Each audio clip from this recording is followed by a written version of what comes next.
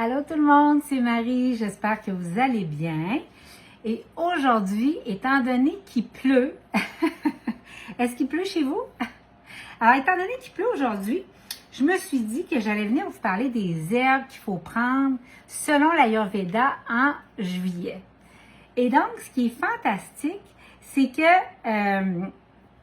j'ai une grande nouvelle à vous annoncer en ce sens-là, mais je vous invite à rester avec moi jusqu'à la fin de la vidéo pour savoir la grande nouvelle. Alors, en juillet, comme vous savez peut-être, ou je ne sais pas si vous êtes nouvelle en Ayurveda, premièrement, moi, mon nom, c'est Marie-Hélène Rizy, je suis praticienne certifiée en Ayurveda et aspirante clinicienne en Ayurveda. Donc, je commence mes études en Ayurveda clinique et voilà, dans lequel on va aller encore plus loin dans les herbes et je connais votre amour au Québec pour les plantes et les herbes parce qu'on a beaucoup de clients qui sont gaga de tous nos produits ayurvédiques qui sont faits justement à base de plantes, de racines, de céréales, voilà, et d'argile, hein, les argiles reconnues en Ayurveda aussi. Donc, là, je vais vous parler aujourd'hui des herbes ayurvédiques qu'il faut prendre en juillet. En fait, il y a deux choses que je voudrais que vous compreniez en lien avec les herbes. Premièrement, il faut savoir qu'en Ayurveda, c'est pas on prend des herbes toujours puis tout le temps. En Ayurveda, les herbes sont données typiquement pour soutenir le client jusqu'à ce qu'il ait changé son style de vie ou qu'il ait arrêté de faire ce qui aggravait. Donc, qu'il ait enlevé la cause des symptômes. Donc, parfois, on va donner des herbes pour soutenir, pour apaiser, pour voire même complètement remédier à la cause. Tout le long de mes vidéos, vous allez comprendre que ce n'est pas un avis médical. Vous devez en tout temps référer à votre propre praticien de la santé parce que je ne suis pas votre praticienne personnelle dans cette vidéo-là. Je vous donne des informations dans la littérature ayurvédique comme étant reconnues et de manière assez générale. Donc, alors, j'en étais où là-dedans? Bon, pour juillet. Alors, pour juillet, il faut comprendre, fait que ça, c'est pour les herbes. Maintenant, pour juillet, il faut comprendre que juillet, c'est une saison Pitta en Ayurveda. Et pourquoi c'est une saison Pitta en Ayurveda? C'est parce que les saisons sont divisées selon les 3 doshas, à savoir si dans une saison donnée, le dosha que l'on porte ou le dosha qui est déjà aggravé va trouver à s'élever naturellement dans cette saison-là. Donc, je vous donne un exemple. Moi, je suis Pitta.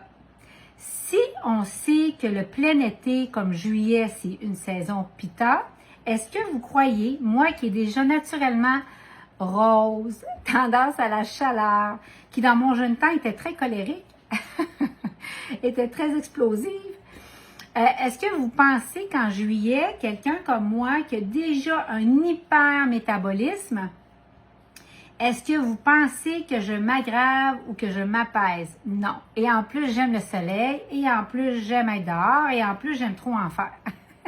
Est-ce que je parle à quelqu'un dans la salle?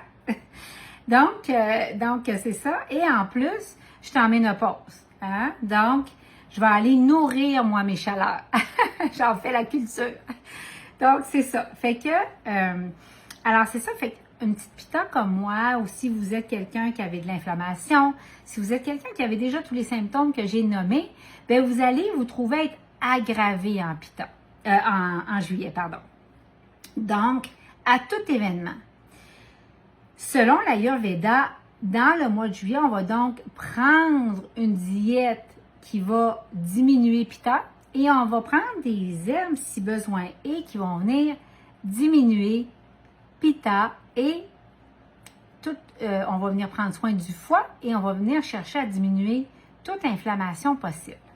Donc, alors qu'est-ce qu'on va faire en juillet au niveau des herbes ayurvédiques? Je vais vous dire certains mois de mes incontournables et vous comprendrez que je ne peux pas parler de guérir. Je peux dire, par exemple, que ça peut soutenir certaines choses selon l'Ayurveda. OK? Alors, ici, donc, au niveau de juillet, je vais commencer par la première herbe qui est mon herbe préférée et que je prends presque à l'année longue, qui est l'amla. Là, je n'ai pas mon sachet, je vous aurais montré mon sachet. Et la preuve que j'en prends, là, que je me lance dedans, ça, c'est mon petit pot d'herbe d'amla, là. Je ne sais pas si vous voyez. C'est, écoutez, je gratte le fond, je le remplis constamment. Et de l'amla, qui s'écrit A-M-L-A, ou encore qui est aussi connu sous le nom de l'amalaki, est un des aliments extraordinaires de l'Ayurveda. Si vous ne l'avez pas encore découvert, je vous invite à le découvrir. L'amla donne des ongles, entendez-vous mes ongles? Donne des ongles naturels extraordinaires. Là, je n'ai pas la manicure, mais extraordinaire, extraordinaire. Et donne des cheveux et une peau fantastique. Pourquoi? Parce qu'il est rempli d'antioxydants et son contenu en vitamine C en fait un des aliments les plus riches au monde en vitamine C, 20 à 30 fois supérieur à l'orange. Donc, et l'amla, à ce temps-ci de l'année, est une herbe, donc ayurvédique, qui est de nature froide, alors, et qui va venir calmer l'inflammation. Donc, vraiment, c'est ce qu'on veut. Tout ce qui va refroidir la nature chaude de Pitta va être favorisé. Et encore une fois, j'en parle, tout ce qui va apaiser le foie. La deuxième herbe phare que je vais vous montrer, c'est le brahmi. Je ne l'ai pas à côté de moi. Laissez-moi vérifier. Est-ce que je l'ai ici? Pas loin, je l'ai ici. Alors, vous voyez ma vaisselle. Donc, j'ai mon brahmi. Mon brahmi, moi, je l'utilise à ce temps-ci de l'année. À vous de voir selon votre condition de santé et de vérifier avec votre praticien de santé si vous prenez des médicaments sous ordonnance ou si vous avez une condition connue. Mais à tout événement, si jamais c'est OK ou il n'y a aucune condition, vous allez pouvoir toutes lire ces fiches-là dans notre nouvelle section d'herbes ayurvédiques sur notre site web. Et je vais venir avec la bonne nouvelle dans quelques minutes. Donc, le brahmi, merveilleux. Moi, j'en mets un quart de cuillère à thé dans mon café le matin et j'alterne avec différentes herbes. Donc, le brahmi, lui, va vous permettre de vous sentir un quart de cuillère à thé. Donc, il va vous permettre de vous sentir plus calme, plus l'esprit clair. Il y en a beaucoup en ce moment qui sentent souvent l'esprit embrouillé, hein, l'esprit dans la brume. En ménopause, c'est souvent un des symptômes qu'on observe. J'ai trop de choses à vous dire. Et le brahmi va venir optimiser, si on veut, les fonctions mentales et va supporter un système nerveux. Il va supporter votre système nerveux en santé. Donc, voilà. Et il va vraiment venir aider et soutenir les fonctions mentales. Donc, voilà pour le brahmi. Donc, c'est vraiment, en passant, beaucoup de gens jurent par l'ashwagandha. Oui, l'ashwagandha est extraordinaire, surtout dans les moments de transition, les moments de grand stress. Mais l'ashwagandha est une herbe qui réchauffe. Donc, aux femmes comme moi qui font des chaleurs et qui ont des effets de la ménopause, bien, c'est pour ça qu'on va substituer par du brahmi, parce que ce n'est pas une herbe qui va venir faire le même effet réchauffant que l'ashwagandha. Maintenant, je voulais vous parler aussi d'autres incontournables pour moi en juillet et pour l'Ayurveda aussi. Donc ici, on a, il me reste 2 herbes importantes à vous parler. C'est des herbes amères. Je vous ai déjà dit l'importance de manger des herbes amères, même dans notre diète, hein. La roquette, on en a parlé en juin. Et tout ce qui est amer, tu sais, même des fois les feuilles de pissenlit qu'on prenait en début de saison. Donc ça, c'est supportant pour Pitta parce que ça a une nature froide. Donc, au niveau des 2 herbes qui me restent à vous parler, c'est le Manjista. Le Manjista équilibre le dosha Pitta comme le Gudushi, que je vais vous montrer dans 2 minutes. Le Mangista, là, vous allez voir, je vais essayer de ne pas en renverser. Voyez-vous comment c'est rouge? Alors, si vous voyez rouge, là, pensez au sang. En Ayurveda, on associe une belle peau à un sang pur parce que le sang, c'est ce qui va venir nourrir la peau. Et la peau, c'est le dernier émonctoire pour sortir. C'est un des émonctoires par lesquels les toxines vont être éliminées.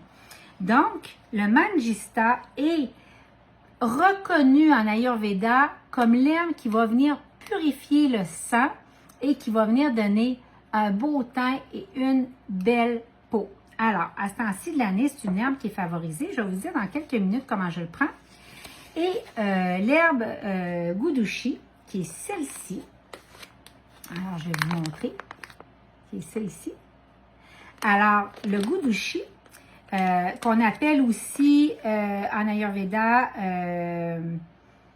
je pense que c'est Galoy en anglais, il me semble que c'est Galoy. Galois. G-A-L-O-Y, si je ne m'abuse. Il y a un autre terme, c'est le deuxième terme pour Gudushi. Ça restaure le foie et ça va être équilibrant pour les 3 doshas.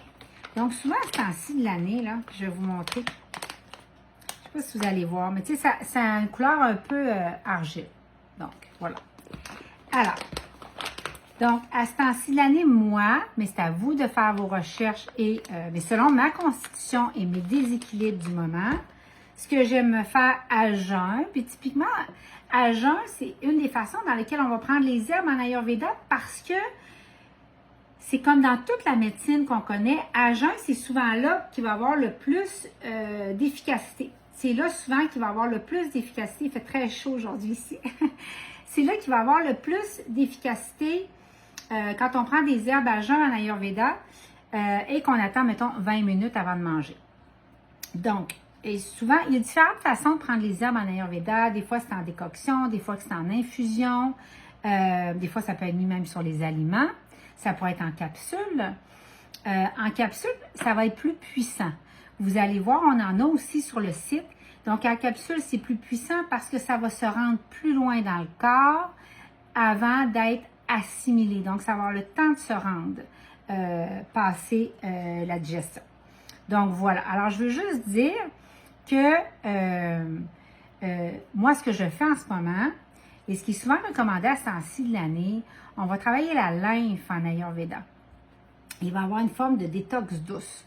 Alors, ça peut être sur une semaine ou 2 semaines. Ça peut être des jours alternés si vous voulez juste vous familiariser puis voir comment ça agit. Toujours sous les conseils de la personne qui vous suit et de votre réalité à vous. Mais une des choses que moi je fais, c'est que je vais prendre le matin à jeun. Je vais prendre en ce moment parce que c'est adapté à la saison puis parce que j'aime. Tu sais, on a en ce moment, là, il peut y avoir chez certains d'entre vous, cette espèce de rétention d'eau à cause de la chaleur. Cette espèce de moment où on a envie de amincir puis de laisser aller le surplus de poids qui devrait diminuer à ce temps-ci de l'année. Et moi, les herbes m'ont fait un bien immense pour désenfler, pour tu sais, tout mincir et pour faire du bien. Puis c'est pas quelque chose de recette miracle, c'est juste que ces herbes-là ont des propriétés pour une légère détox en douceur. Donc, au niveau de la lymphe. Fait que je vais prendre un quart de cuillère à thé, pas tout à fait un quart de Mangista. Je vais combiner à une demi-cuillère à thé de Gudushi. Et je vous mettrai ça dans la vidéo. Et je vais prendre à peine une petite pincée de neem. J'en ai pas parlé, mais le neem est à utiliser avec parcimonie. C'est excessivement puissant, mais en Inde, quand tu demandes n'importe quelle suggestion de santé, ils commencent par te parler du neem. C'est pour vous dire la place que c'est la pharmacie au complet de l'Inde dans un pot, c'est le neem. C'est une herbe qui est très purifiante. Donc, si on a un déséquilibre vata, elle pourrait être contre-indiquée. C'est une herbe très puissante qu'il faut utiliser avec parcimonie et en sachant ce qu'on fait. Mais sachez que ça existe et elle aide aussi pour avoir une très belle peau. Donc, voilà, parce que c'est un grand détoxifiant. Donc, c'est un grand purifiant. Voilà. Alors, le neem, souvent, va être pris en passant après le repas. quand on a mangé, un petit peu après le repas, peut-être une trentaine de minutes après, on en met une petite pincée dans de l'eau tiède. Ça aide aussi après quand on a trop mangé. Voilà. C'est des herbes on va prendre sur une semaine ou deux. Des fois, on peut même alterner. Si on a l'impression qu'il peut y avoir plus d'effet, on peut prendre après avoir mangé. Donc, tout ça, vous pourrez le lire soit en faisant vos recherches. Et pour la nouvelle, je vais juste vous dire que nous annonçons un partenariat avec un partenaire de confiance qui est Siwanti. Donc, Siwanti Ayurveda. Donc, voilà, qui est avec nous et de faire connaître ces herbes-là. Et donc, on a un partenariat avec eux. Ils sont basés au Canada et on est très, très heureux de travailler avec eux, à faire connaître leurs produits. Donc, abonnez-vous. Moi, ça fait longtemps que je les utilise. On les connaît très bien. Mais je voulais attendre d'être avancé sur mon chemin, d'avoir travaillé avec les herbes, de connaître leur effet, de vivre avec elles. Et maintenant, après 3 ans sur le chemin, je me sens plus que prête de parler des herbes majeures en Ayurveda. Hein. On va laisser celle clinique qui est très avancée à de la consultation privée éventuelle quand j'aurai ma certification et tout. Et dans le cadre où ça sera promis, pas promis, mais permis dans notre Québec et sous Santé Canada et sous les règles, évidemment, des pratiques qui se font ici. Alors voilà, j'espère que ça vous aura éclairé. J'ai hâte de lire vos commentaires. Abonnez-vous à ma page, abonnez-vous à mon profil Instagram, à mon profil Facebook, à notre YouTube, parce que si vous aimez entendre parler des herbes, si vous voulez commencer à vivre l'Ayurveda en faisant des micro-tests chez vous, en regardant comment vous vivez avec une herbe, avec certaines choses de santé que je vais vous promouvoir, ben c'est le temps de vous abonner pour rien manquer. De temps en temps aussi, on envoie une infolette. Vous allez être les premiers à être avisés de nos ventes. Vous allez recevoir ça dans votre boîte aux lettres. N'importe quelle promotion spéciale quand je vais repartir ma communauté aussi. Donc, vous n'allez pas vouloir manquer ça. Voilà. Alors, likez la vidéo. Merci de partager la vidéo. Parce que c'est une chose à laquelle je suis extraordinairement attachée. Je ne suis pas attachée à ce que ce soit juste moi et rien que moi. Je ne suis pas attachée à vous vendre. Mais je suis attachée certainement à ce qu'au Québec, tous nous sentions que nous sommes à une place d'avoir des choix et des options quand il en vient à notre santé. Voilà, merci tout le monde et bon essai si jamais vous décidez de commencer à marcher le chemin des herbes ayurvédiques. Je commence à avoir chaud. Bonne journée. Bye bye.